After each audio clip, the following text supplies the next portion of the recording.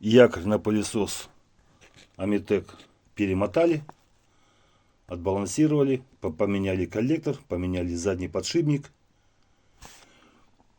поменяли щетки. Сейчас будем производить сборку и запуск. Запуск двигателя Аметек после перемотки якоря, замены коллектора и замены заднего подшипника с щетками.